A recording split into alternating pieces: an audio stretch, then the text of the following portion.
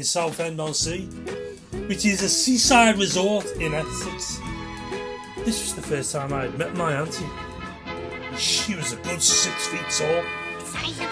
What was really amusing, Velma's new husband Bill, who was a spit of Danger Mouse's sidekick, Penfold, a cartoon role from the 80s. Bill, about 4 foot tall, with a comb over that meant his fringe started at the back of his ear. All these thick brown bottle bottom glass, but he could never find a shirt to fit because he had arms like a 4-year-old, and he had a Ravanelli at the back of a bull. He had to wear these special elasticated metal arm straps. Despite his diminutive size, he could eat like a horse. Meal time, I would watch. My food would go cold because it was so entertaining. Are you not entertained? The full circumference of his plate, pile up this fork smorgasbord, unlock his jaw and unload this meal on a stick into his gullet. Velma and Bill were a double act. Bill played on the organ. Velma was singing. She sang like Vera Lynn's cat, as Bill tickled those organ keys like they were burning his fingers. It's a long way. Like you would hear in the circus when the sounds come on. 10-year-olds is all low. Are you not entertained? I thought this was woeful. Experiencing this sideshow for the first time under the gaze of my dad. He was now giving me the 1,000-yard stare, as Mum was like inconspicuously pinching me from under her arm in an attempt to stop me laughing out loud. It didn't work. It's just too funny, and there was nowhere to escape as this was in their living room and they were 3 feet away. It was my first time ever to swim in the sea, and I developed a proper suntan. I thought I looked like Andrew Ridgeley. You wish. George Michael's sidekick. Listen to this. You know how I love my music? I'd heard it on a cassette, a radio, and then a telly. Now I got to hear it in my auntie's car. None of the cars I'd ever been in before had ever had a radio or a cassette.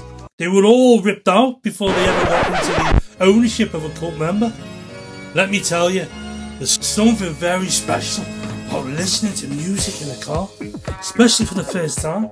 It's like being inside the speaker, surrounded by the amplified quadraphonic ear medicine. I had a very special holiday mixtape just for the occasion. The sun's shining and tunes being dropped left, right and centre in this mobile dance machine. This holiday was made famous by Elton John's I'm Still Standing.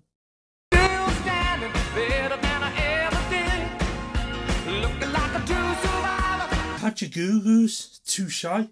Move a little closer. You're too shy. Men at Work, Down Under. On a hippie trailhead full of zombies, I met a strange lady, she made me nervous. David Bowie, Let's Dance.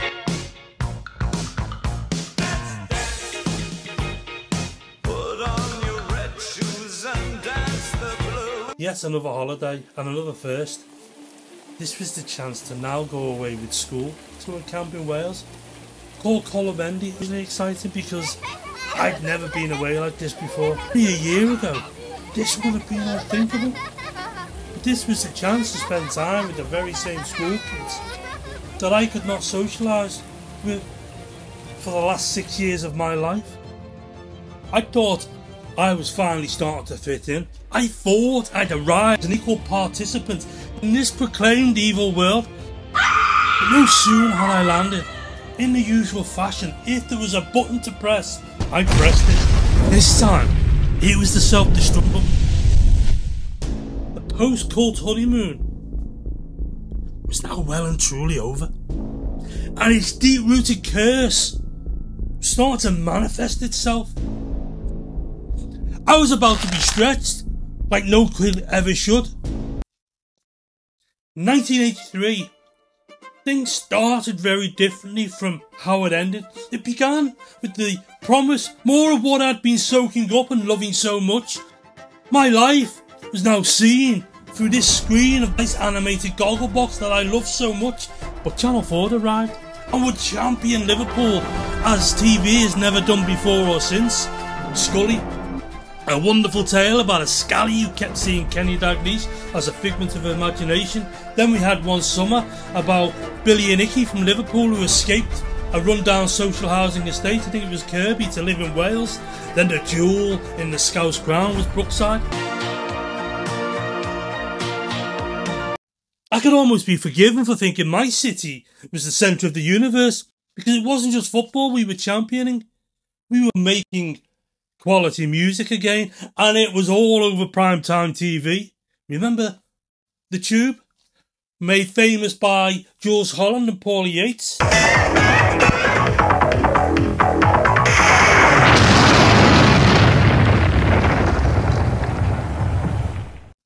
It was a live spin on Top of the Pops that gave new bands a chance to be seen and heard.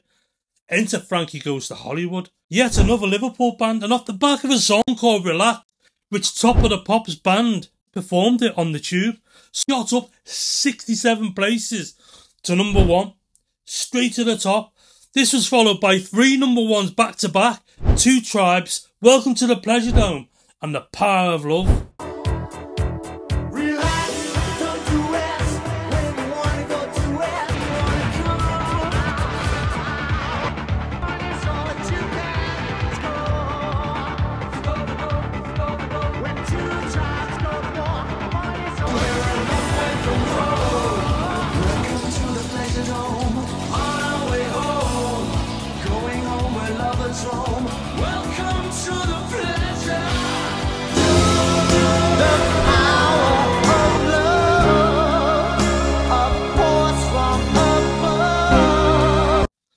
For the season, we welcomed back Genesis and David Bowie.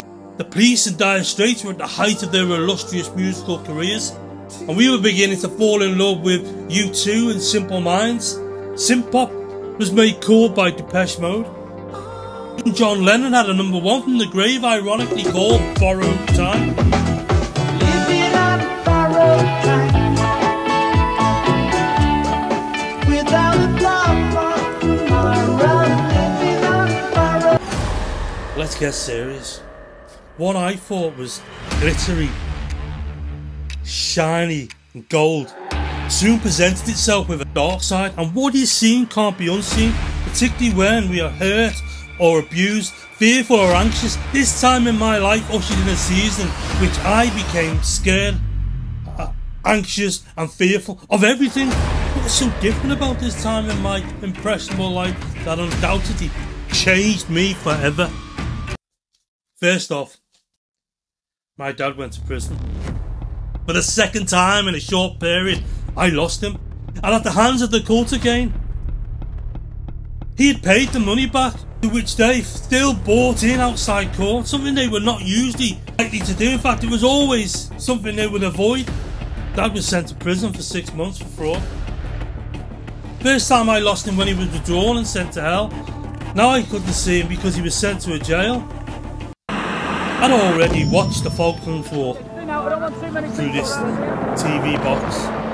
Now, my favourite game, football, is being affected. I watched Heysel, the stadium crushing when Liverpool played Juventus, unfold from the comforts of my armchair, where people were dying from getting crushed, yet the game still played on. The football I loved so much was being ruined by hooliganism. It was now scary to go to a match. I had longed for access to TV land. I celebrated this little electrical window into a world that I did not know. But suddenly, this anticipated box of delights was rearing its other and ugly head in the form of an unavoidable evil, revealing an unexpected sinister dark side. I was getting too much access and exposure to real life scary events. I was getting brainwashed, but this time by a TV, not by a cult. This was also around the time the IRA heightened their reign of terror on mainland England, blowing up shops in major high streets, Harrods in London, and the Brighton Hotel in which the Prime Minister Margaret Thatcher had her cabinet. Remember that soldier searching our car for bombs? That was still fresh in my mind. It now felt more alive. in my thoughts than at any time before. I was once excited, intrigued, now fearful, and scared. Were we about to go to war again? Then the onset of AIDS, which was so scary because there was no cure and it was deadly, and more real as our neighbour lost his life to this disease. Then the Ethiopian famine. This was raging, men and women and kids starving to death, walking around like the living dead, covered in flies. There was nothing that scared me more than the threat of the World War III. The threat of a nuclear war seemed imminently possible in this time, and was weaving its web of hysteria into just about everything that it could. I had to ask the question, were we on the precipice of the end of the world by way of either an American or Russian nuclear strike? At 11 years of age, this was all the more real to me. Predicted in the Bible. Was this nuclear threat a real sign of the end of times? And was Jesus actually coming back to send us all to hell, like that cult told me?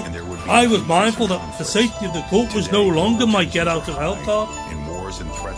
It wasn't enough that the end of days was being pumped out through the news programs. It was now also infecting and taking over the music I love so much.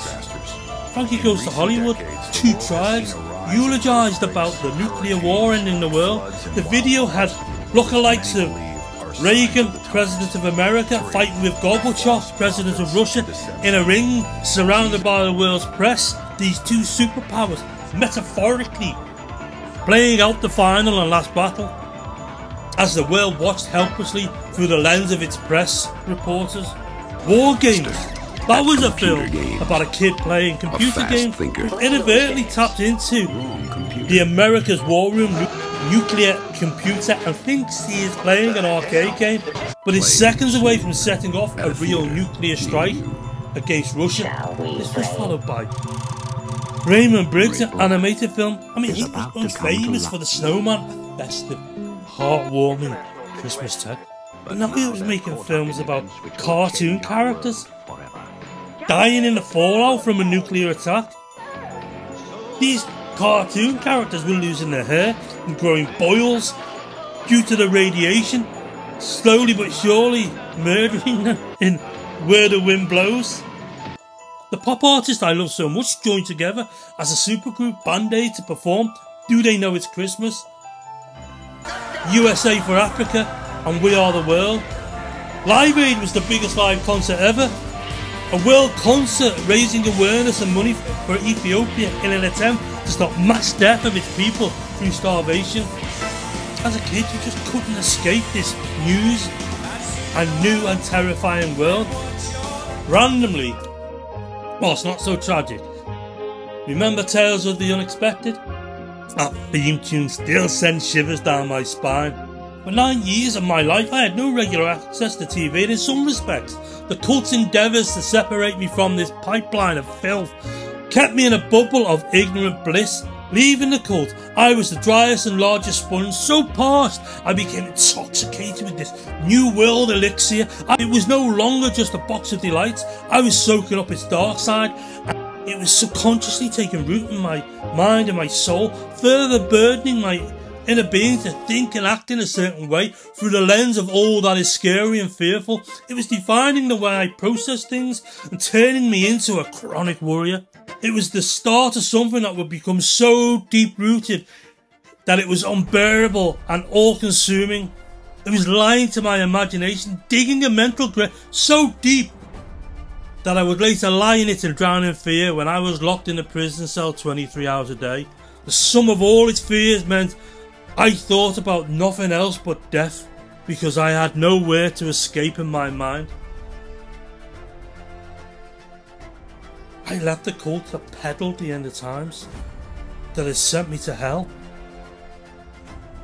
Was I now seeing what they claimed was true unfolding on this little white box?